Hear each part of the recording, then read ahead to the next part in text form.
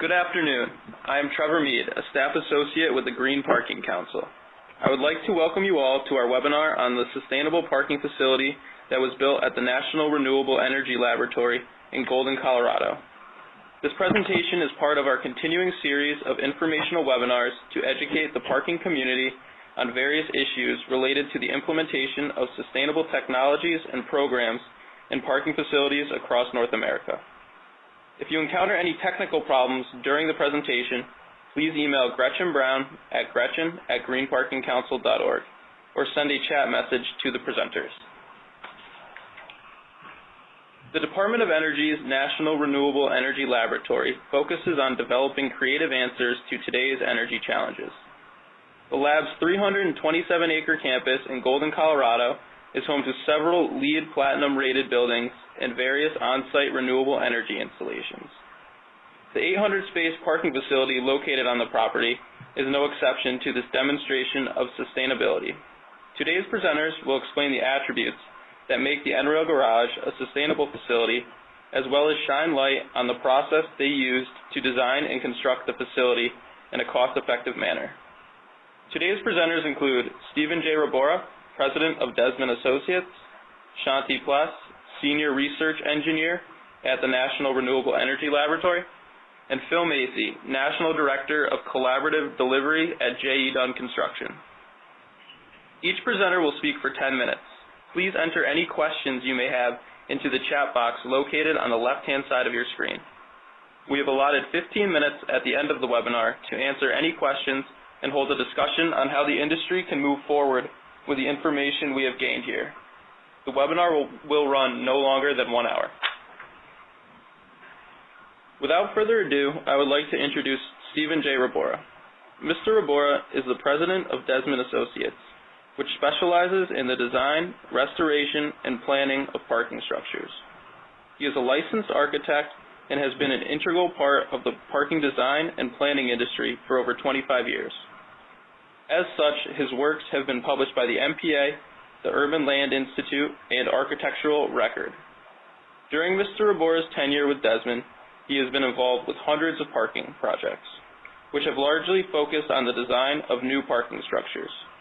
I will now turn the presentation over to Steve. Thanks, Trevor. Good afternoon, everyone. Our firm, Desman Associates, was the parking consultant and structural engineer for this parking structure, the security building, and bus shelter at NREL, which we'll be talking about today.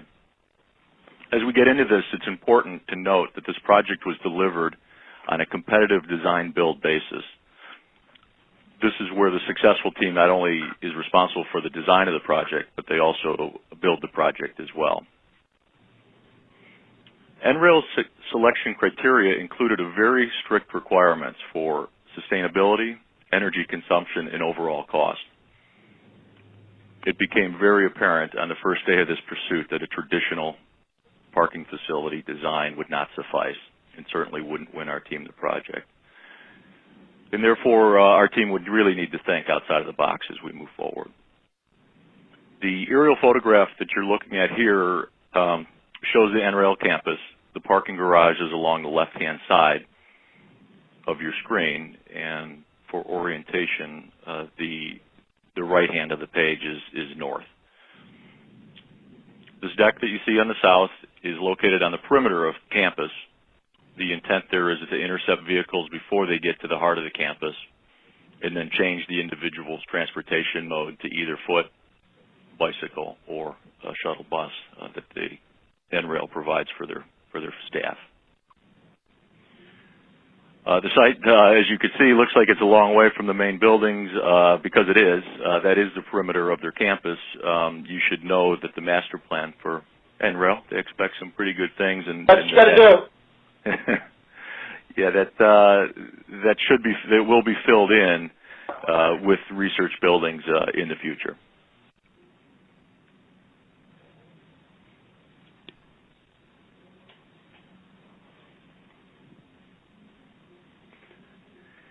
You're looking at a view here from the northeast, and this project was completed in March of last year. It contains 108 1,800 parking spaces on 4.5 levels. So it's a pretty big building. You can see that the deck is open air. That was our goal for natural ventilation. It utilizes a cast-in-place concrete frame, which we'll get into in a little bit as to the importance to that, and recycled aluminum exterior cladding. You'll also see that there's a steel canopy roof, which supports an array of photovoltaic panels used throughout. This is a view from the southeast, similar to Trevor's photo as he had in the beginning there. You'll see that the facade, this is the south facade here that we're looking at, and that entire facade spandrel panels are covered with photovoltaic panels. As I think all of you know, that the biggest culprit in energy consumption in a garage is typically the lighting system. So it was our team's idea to attack that first by trying to create a building that could function on natural light for a large percentage of the day. I think that's pretty obvious. We felt the best way to do this was to make the exterior as transparent as possible. And so one of the things that you'll notice in this photo and some of the ones you'll be looking at is that the perimeter walls and spandrels and beams, none of them protrude below the floor slab. This was found to open up the exterior as high on the floor as it could and open up that the area and allow the most natural light to penetrate into the garage and amplify that daylight into the interior.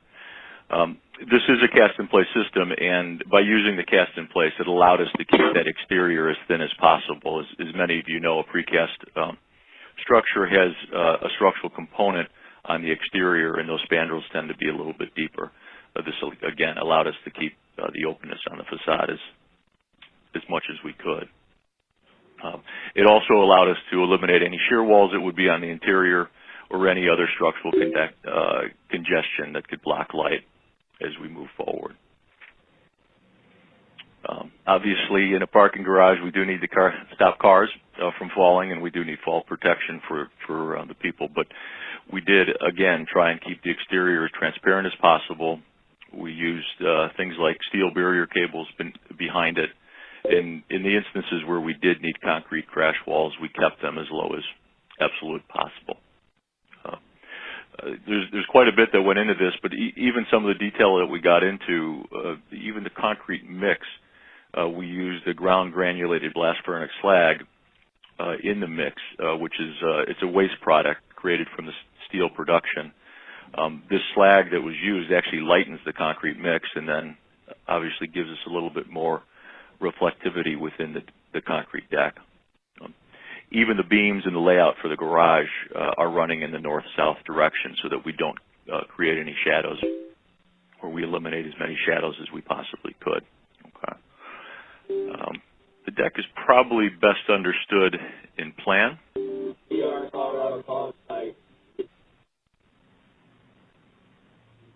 Okay. This view is showing you a floor plan of the deck. Each level contains approximately 400 parking spaces.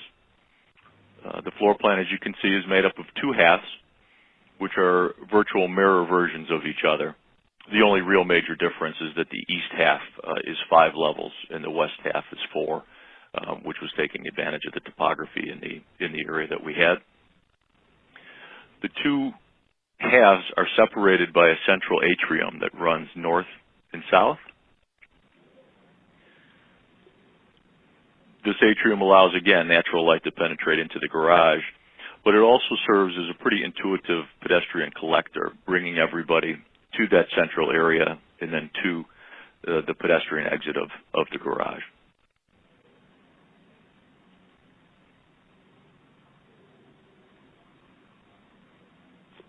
This is actually showing the north side of the garage on the end of that pedestrian collector. This serves as the bus shelter as they wait for the shuttle to come pick up. It also allows for sheltered bicycle parking in the area, and this is where everybody on foot enters and exits the parking garage.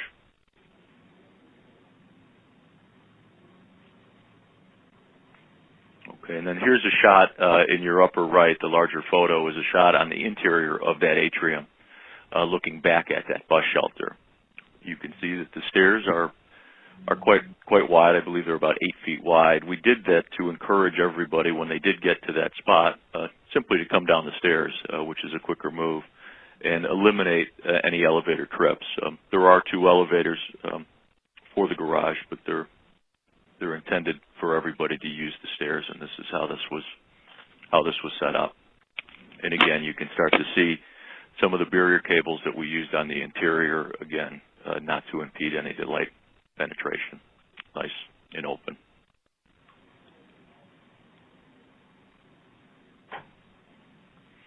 Back to the floor plan. Again, as you look at this floor plan, any of you architects and engineers on the phone or on this call, this appears to be a 4-bay wide parking structure,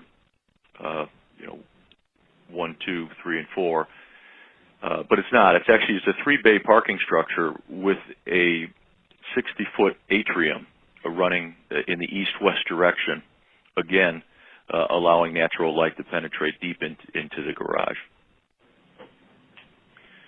This way reducing at times and eliminating the need for artificial lights, which was obviously our team's plan all the way through this. The deck also utilizes LED lighting, which is controlled by sensors, and those sensors are activated by obviously a lack of daylight, but also motion detectors throughout. So in other words, the lights in this deck remain in the off position unless it's dark and there's a pedestrian or a vehicle moving through the deck. Otherwise, the deck remains dark. As well, we use digital signage to direct cars to the floors, and everyone that parks there is encouraged to fill up the lower area before they move on to the second level, to the third level, to the fourth, etc. That way, the entire garage doesn't get lit up by somebody who wants to park, at the roof level, near the elevator or something along the lines of that. The original design and concept that we had for this actually had gates that controlled parkers from doing that. In other words, when about 80% of the ground level filled up, gates would go up and it would allow you to go to the second. The nice thing about the NREL campus and its researchers and employees is that they believe in this kind of stuff, and they agreed to simply do that without the electronic control, and I believe that it's working nicely.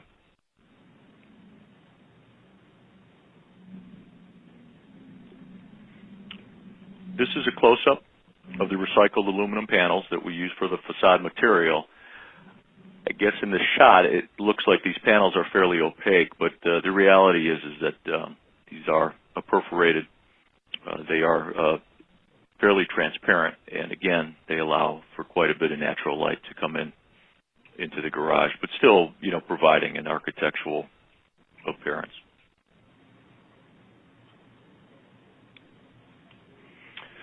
So now we're back to the aerial, and I think now you can start to see that the entire roof, which is covered with photovoltaic panels, obviously creating the energy for the parking deck that is needed, and even a surplus at times. It also allows you to look and see the large 60-foot atrium that we just spoke about that runs in the east-west direction, and you can even make out the bus shelter in front of the garage and that center spine, pedestrian collector, and atrium as well.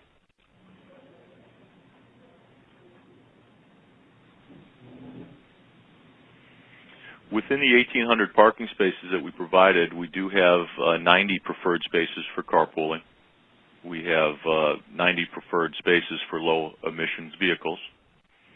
And then we have a series of electric vehicle charging stations, which show up here on your screen. And you can see back in plan that we've already looked at. If you see the center, again, north-south spine, which is shown in green, you can see where we've designated for those preferred parking spaces, van pooling, and electric spaces all along that center spine to encourage the use of that. Hopefully this gives you a good overview of what the deck is and sets the table here for Shanti and Phil to get into a little bit more detail about the project.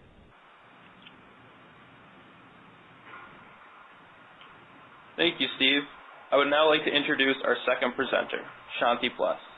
Mr. Pless is a Senior Energy Efficiency Research Engineer at the National Renewable Energy Laboratory. Since joining NREL in 2000, he has worked with the Commercial Building Research Group with a focus on applied research and design processes for commercial building energy efficiency and building integrated renewable energy. He is currently leading the development of the next round of 50% savings advanced energy design guides and managing the whole building systems integration section in the NREL Commercial Buildings Research Group. Shanti? Great, Trevor. Thanks all. I'd like to acknowledge my colleague here, Jennifer Scheib, who was heavily involved in our work as well. And it's, I'm going to talk a little bit about the energy goal-based procurement process here and how we're reaching 90% savings and some of the process we put in place to allow the design build professionals to reach these types of savings on our typical construction budgets. Okay, so go ahead, Trevor. So quick review of what we're going over from the campus background, a little more background on our procurement processes, some of the design solutions, as well as a few thoughts about innovation and replication of what we've done here and how the industry can, to learn how to incorporate these types of efficiency measures on our typical construction budgets. Let's get through that one. Yeah, so background real quick about our campus in terms of history here a little bit. If you want to the next one there, Trevor. So before 2007, we had a few labs on our campus. Most of our office employees were in leased office space off the campus, and so it was mostly design, bid, build.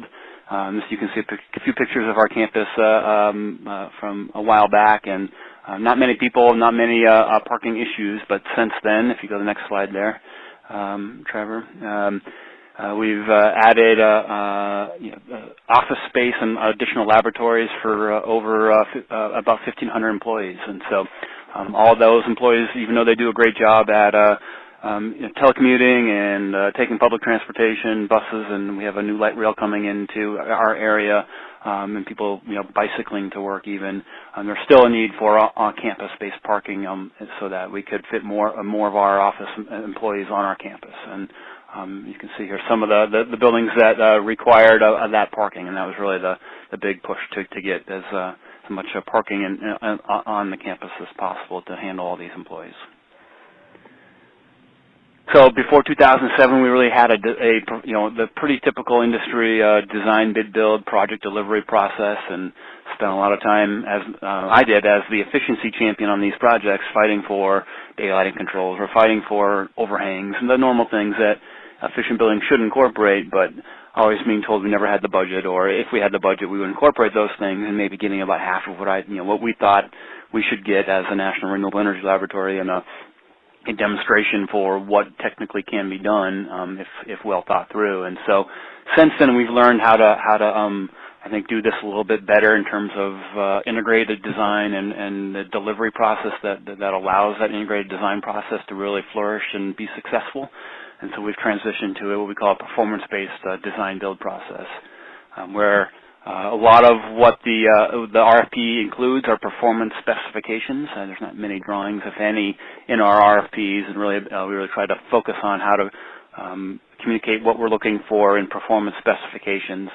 And as the energy champion, things like energy use intensity goals are part of those performance specifications we can now incorporate in our performance-based design build contracts. Things like 25,000 BTUs per square foot per year for an office building, net zero energy goals are all good ways to integrate energy performance requirements, and so the parking garage was no exception. So for the next one there, Trevor. So as we said, it's really providing the full campus build-out capacity for, so we have 1,800 spots and not all used today, but long-term our master plan will be fully used. Construction cost budget of almost $30 million there. Our goal was to add as much sustainability and energy efficiency on the typical budgets that we're given for these facilities. It is part of the net zero boundary for the campus, so you'll see a lot of PV on the roof. That isn't necessarily for the garage itself, but for our net zero energy boundary of our office building, the research support facility. quick snapshot of the schedule here. The important things to notice are, with a design-build process, you can shave multiple months out of your delivery process, and we've seen that over and over again in all of our projects. We've used this process, and it's the important thing I think to note is that in using this process, you can get the efficiency and the deep savings on our typical construction budgets. So next slide there, Trevor. That's I think some of the key parts of the RFP is that we organize our scope based on a project objectives, and so things that are what we call mission critical, things we absolutely had to have, minimum requirements. This is a firm fixed price project, and so the way we get the best value and select the teams that provide us the best value is to try and prioritize our scope. And so everything that we absolutely had to have, we call mission critical, things like minimum 1,500 spots, maximize lead points, even though it's not necessarily lead certifiable. We can still design to lead even though there's no dedicated occupants. And those are the key efficiency ones. If you look at the next slide on the types of highly desirable things that we were looking for, not knowing how much of this scope we could afford, kind of let the market decide on a competitive design competition basis. The key energy goals here are 175 kilobitu's per space per year is the goal we set. We felt was aggressive, and we'll get into the details of how we calculated that. Maximizing the PV readiness of the roof was key as well. That's how we got a covered top roof to easily allow the PV to be installed in a separate project. And then finally, in the next slide, we've got a list of, if possible, things that we may not necessarily have budget for, but if the teams are really innovative and integrated, they're able to find ways to provide this scope and really maximize the value to the owner. And things like a parking management system that you heard about was integrated, or trying to get done as soon as possible, or to things like motorcycle parking, extra scope around that. So that's the way the RFP looked and how the design build team, what they saw when they were developing their ideas around efficiency. And from what I hear, the 175 kiloBTUs per parking spot was really a key number that the whole team really coalesced around to try and figure out how to do that at the very early stages of design. That's how you see daylighting wells and all these good structural design considerations around energy and daylighting. It's not a typical conversation to have in the structural design of a parking deck per se, unless there is a contractual requirement for an energy goal that forces these things to happen. So, next slide there. So in setting this energy goal, this 175 kilobitu's per spot, we really wanted to be confident that it was something that could be attained, but it was aggressive enough to really force those early integrated design decisions to happen. So looking at expectations for daylighting, we knew we've got a pretty good site here where we could maximize the square footage, if not all of it, to be fully daylit, and that was key in incorporating that. The next slide has how we selected what we thought was an achievable lighting power density, how much lighting was actually needed. And so based on our a review of available best practices out there, a 0.05 watts per square foot we felt was attainable if the parking deck and the colors and the interior design and the lighting system was really well thought through. And so and still maintain over 1 foot candle with a good uniformity ratio. So that was definitely felt attainable, and that's how we use those numbers to calculate what we thought the garage should be able to reach in setting that goal. Go to the next slide. Some other considerations about parasitic loads and elevators and things like that also add to that. Security systems are actually a pretty significant load in these garages as well.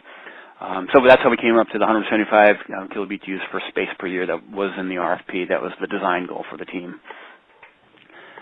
And then what the final solution is looking like is over 1,800 spots, 36 electric vehicle charging stations. Just checked today, half of those are full today with plug-in electric vehicles or plug-in hybrids, and so that's becoming a pretty popular spot. I think we're going to run out of those here shortly and have to look to add additional ones, but for day one, that was a good number to select for us. Some of the cost metrics we've developed is just over $14,000 per parking spot compared to $15,000 to $24,000 per spot that we felt was typical based on other parking decks in our area. So we felt it was very competitive in terms of per space what we're targeting. The 1.13 megawatts of PV on the roof was part of a separate project to install that, so that cost is not incorporated there, but it was the cost does incorporate the roofing deck to allow it to easily be installed on the roof. The current target for energy performance based on the models from the team are 158 kb2s per space, less than the 175 that was contractually required, so that represents almost a 90% energy savings over a typical parking garage with lights on all the time. Here's how the breakdown of lighting of the end uses look from the baseline on the left, majority of its lighting as we heard earlier, and how our predicted performance. The biggest end use is expected, almost 30%, is security systems, and that's mostly the heaters and the pan and tilt functionality of the cameras to keep them unfrozen during blizzards like we're having at the moment today. So that's actually one of the biggest end uses in a garage that's been reduced so far.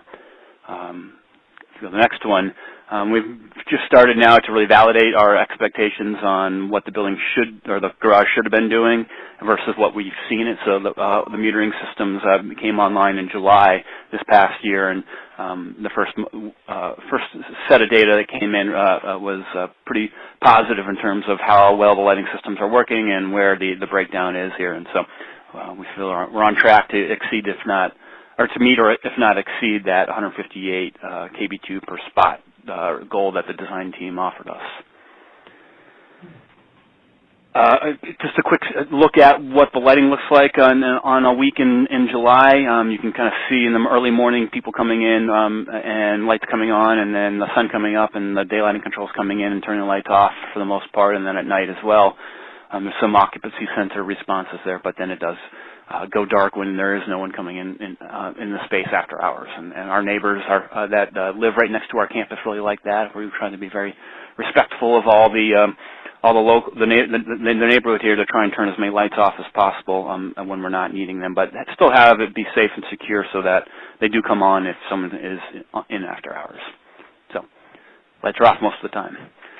Last slide here on just some of my thoughts on the innovation and what we've seen here. You know, it's a fairly simple ideas put together well, and I think that is the result of this performance-based design build process with contractual energy goals. It really forces the integration, forces the normal decisions that are made early on that are not usually made with energy as a consideration.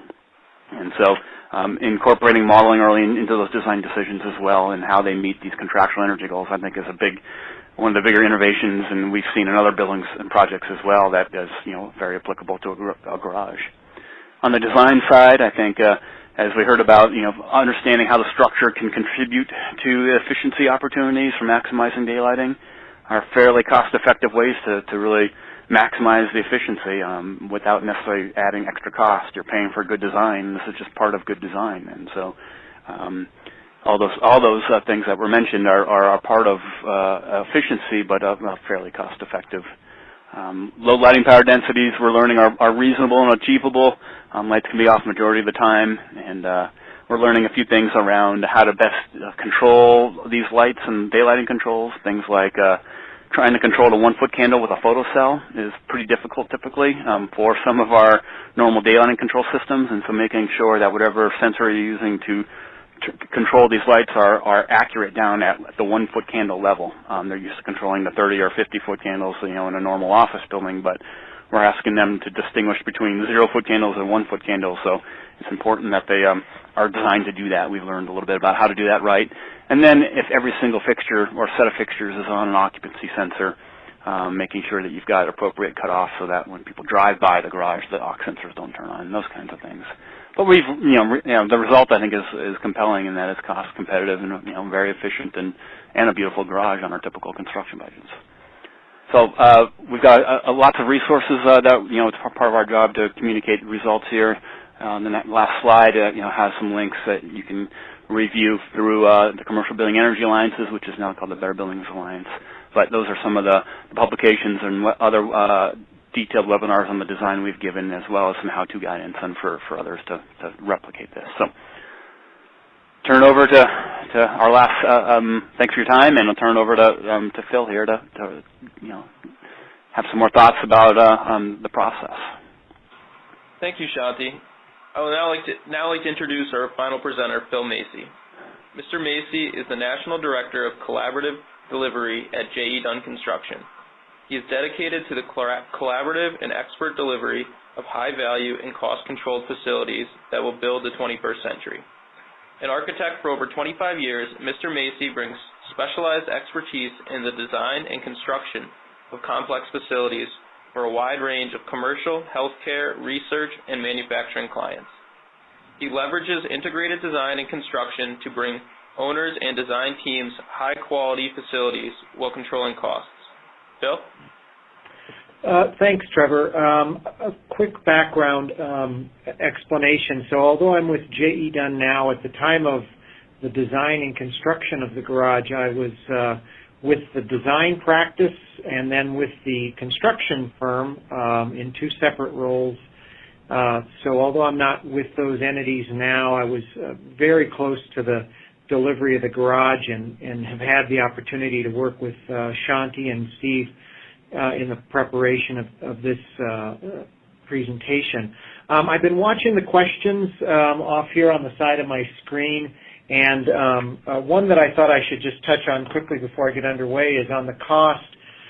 You've seen a cost of about $14,000 per stall, and what we've done to achieve that number is to carve out a whole pile of stuff that was also a part of the overall $29 million, almost $30 million contract. There was a lot of new roads to be built on what was raw land, a lot of site infrastructure to put in place, and also a completely freestanding site entrance and security building, as well as design fees and a series of other incidental costs that ride with a project at this scale.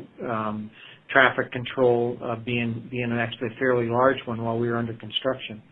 So those were a pretty good pile of costs that got carved out and actually set up the overall cost of the job, that the cost of the garage proper that gets us to that $14,000 number.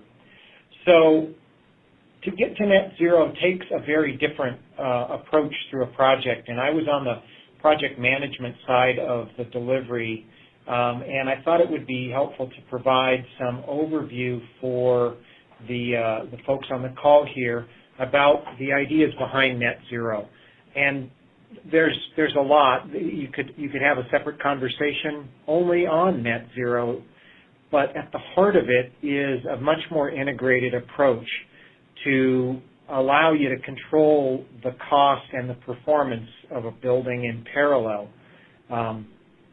And what I mean by that is, in a traditional delivery, design is separated from engineering, is separated from construction, and that's sort of the three fellows you see there at the bottom of that slide image. And that's fine if you're building a commodity building, and it doesn't work very well if you're trying to do anything that's breaking new ground or being more innovative.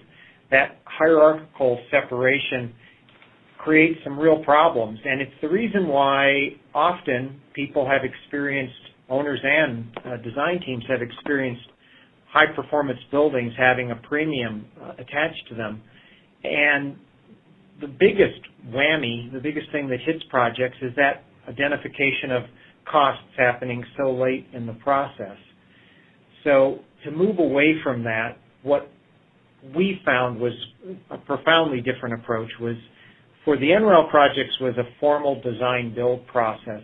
Now clearly you can achieve an integrated delivery without a contractual linking of design and construction, and plenty of projects have been very successful that way. What those projects in general, broadly speaking, have in common is a collaboration amongst the disciplines to get faster answers. What I mean by that is a shared BIM platform that allows you to look at structural and architectural images at the same time, that your construction partner can use for cost takeoffs, and that your daylight model or energy model can reference as well. All of those tools need to happen in parallel to allow you to make the load leveling decisions that put money in the right places, so that you don't get a perfect answer for daylighting, let's say, that is far too expensive for the overall structural budget. What that requires is a very flat sort of project relationship. If you were to draw the org chart of this team, what you end up with is something that is much more of a round table sort of a relationship with the contractor, the A&E, and the owner all at the core, and then surrounding rings of the consultant team, which is a pretty big team as well as some early selected subcontractors. And that allows you a lot of power to identify the costs early and make really good decisions once rather than a iterative sort of process where you regularly get surprised by the cost of things. The first move is probably the most important, to start together as a team. And sometimes for some disciplines, particularly on the design side, that's a little bit of a change. They may not be used to being involved in the early steps in the project. They're waiting for the architectural team, maybe the structural team, to sort of set things up, and then we'll get involved. Would be a phrase you might hear otherwise. Well, I would suggest to you that you really want to go at this with everyone at the table, and that's because you're going to move money within the project budget from one area to another, and you're going to need the principals that represent those disciplines to buy into maybe an alternative approach to their design. Steve mentioned a very different approach to the structure of the garage, wherein the beam that carries the floor slab is actually turned upward. It becomes the crash guard, and it also then creates a very easy access for daylight along the south side. We couldn't have done that if Steve and his folks weren't in the room at the time that we were figuring out daylighting. So daylighting influenced structural engineering. And that can be perceived as an inefficient process, but in fact it's deeply efficient because you're avoiding making people do things twice by having the right people in the room at the right time. What that looks like in practice is this next slide.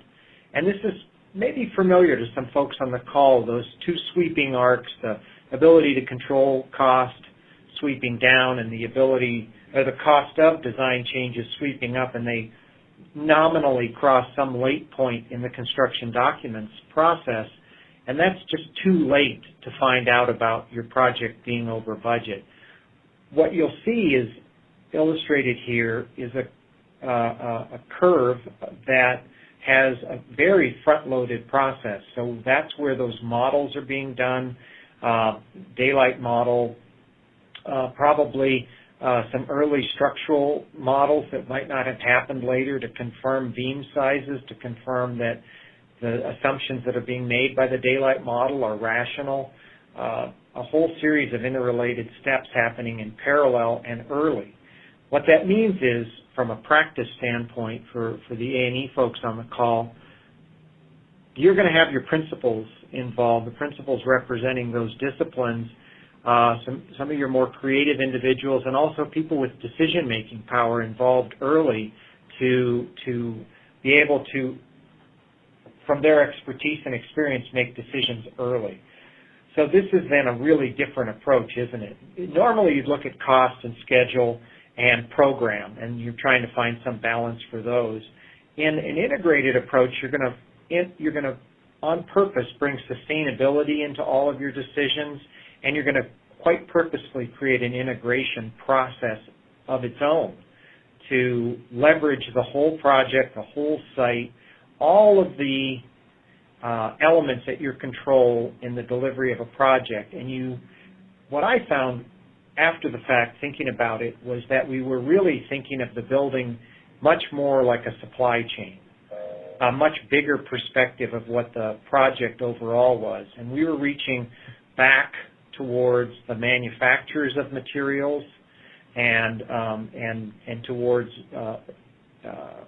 towards the maybe lighting manufacturers to find out what products were becoming available. We're reaching forward and pulling in some of our sub-trades early to get their buy-in on some of these more, I wouldn't call them novel, but they were unusual for a garage to care as much about the structure as much as we did, and also to care even about the color of the concrete and the color of the concrete mix, so that we got a light color, and we didn't need to paint, but we still got a good reflectivity out of those surfaces. What that allowed us to do was to keep the costs in line and actually raise quality in a few places, I'd say particularly around the quality of the concrete, and also control costs and even reduce costs. We shaved a fair amount of cost out of a number of elements in the project so that we could do some more architecturally expressive things with the elevator or stair towers that you see on the building. A few quick thoughts here. So this innovative approach, you're going to take an alternative approach. I would suggest to you want some links in your contract. You could look to a fully integrated version, the 300 series docs from the AIA. That, I wouldn't call that a must-do, but you definitely want some links between your architecture and construction documents to point people at the right answers. Everybody's involved in this process, and involved doesn't just mean showing up in meetings. It means probably working on different answers than you're familiar with. Goodness knows we made some what were at the time sounding like wild-eyed requests of Steve and his team relative to floor-to-floor heights and introduction of a light well, 3 different light wells down through the building. They were pretty loose in the saddle about all of that and made it possible to try out some different decisions. And it doesn't just stop. You saw that relatively big bulge in the different delivery model curve. Well, there's a lot of activity in the front end that everyone needs to be involved with. What stands behind this, at least in the NREL project, was a use of performance-based specifications where products weren't named, but the performance of a particular system was named. So the performance of the building overall, you saw the indication of the energy goal. That was actually a contract requirement. A whole host of things on lighting energy and the amount of lighting energy that was going to be accepted by ownership were all identified. Now that was challenging for most other folks besides NREL, but that information is now available to you and is really good guidance for you as well. We didn't use any wild new products. Everything in that building is all, so to say, you could go to any website and see the products that we've used in that building. That building is of LEED Platinum equivalent. Garages don't achieve LEED Platinum. Of course, that's really the real mission for GPC, is to elevate the position of garages overall, and particularly relative sustainable outcomes. Well, that happens with this team-wide, very broad, integrated approach, and people being ready for those changes. And I would tell you, you can control costs if you go at it from the beginning. What that looks like in a day-to-day project delivery is pulling in maybe as many as 5 subcontractors early. Now, we competed these folks much in the way we had been competed. We competed them on their qualifications and their ability to support the design with product research or additional pricing efforts, and selected them largely based on their qualifications and on their price. But we made that a very equal weighting on the construction selection side. And the significance of these 5 is that they typically represent as much as 70% of a project's budget. So said another way, you get risk control of a very large part of the project. Going forward, I think we're going to see even lower cost PV panels that are even higher performing. I think that we're going to, and we're seeing this already, this isn't the future, this is even happening right now, with garages in particular becoming a lot more part of the urban fabric, and buildings linked to their climate. The climate is a big source of free energy if you set the building up the right way. And I would submit to the folks on this call, and I've said this before, I think this way of thinking creates a new class of real estate, that net zero energy buildings are actually net zero energy real estate, when you think about it, and that's a completely different investment vehicle. And so that's kind of my section of the presentation, and I think, Trevor, we would be opening it up to questions now. Yes, thanks, Bill. I'd like to remind everybody to enter any questions they have into the chat box located on the bottom left-hand side of their screen. The first series of questions that came in were regarding the EV charging stations in the facility. So how did the design team plan for the installation of EV charging stations? What accommodations were made for EV charging stations? And is the facility ready for future EV charging station expansion? I'll open it up, and then Shanti, Steve, you may have some more to say. I know that the building is designed for more stations in the sense of capacity, the ability to put some more transformers in place. I believe we have some empty conduit sweeps to those future locations. Shanti, do you have some more? Yeah, absolutely. There's, I think, 200 planned spots that would be similar to the ones that are currently existing there, with conduit ready for electrical infrastructure enhancement for those when and if they're needed. So, when we were designing this, Phil, 2 years ago, I don't think there was an electric car on the market per se yet.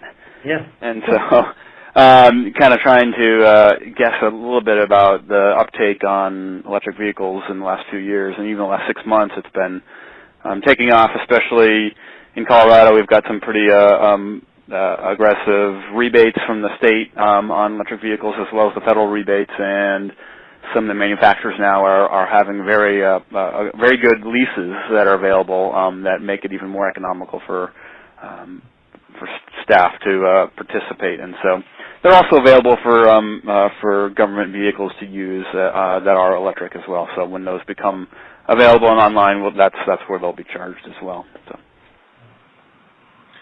Thank you. And a follow-up to that, are the chargers that have been installed in the garage on some sort of network? Not yet. We actually have a research project here at NREL to be able to allow those chargers to operate in a smart network configuration that looks at the peak demand and the demand profile of our campus, to ensure that we're not adding any extra peak demand to our campus grid, and that's a project now to integrate and put on a network so that they can do that. And I think a lot of large-scale installations will be, it's a key opportunity to not necessarily result in extra electrical infrastructure needed at the grid utility scale, but use all the available infrastructure, and so some fairly simple control systems and demand management is what we're attempting to implement here on our campus. And it also when you add all the renewables, the PV that we have on our campus, basically anytime it's sunny out, we have a lot of excess electricity, and so that's really when you want to put it in high value places like electric cars. And so that project is underway now, and I think others are attempting to understand how to best manage their profiles without necessarily adding new capacity, but being able to use available capacity with some fairly simple control systems. Thanks, Shanti. We had one more question, more of a general question on EV charging, and it's a question about the demand for DC charging. Is there anything the three of you have any insight into that issue? This is Shanti again. So these are all level 2 chargers, which I believe I'm not sure where the conversion from AC to DC happens, but they're the fast chargers. They're not the level 3 real fast ones, but they're fast enough. I mean, the idea is that you're fully charged no matter how big your battery bank is in a typical day at work. Looking at the measured data profiles from our, I think 2 days ago I was looking at it in terms of how we're using electricity.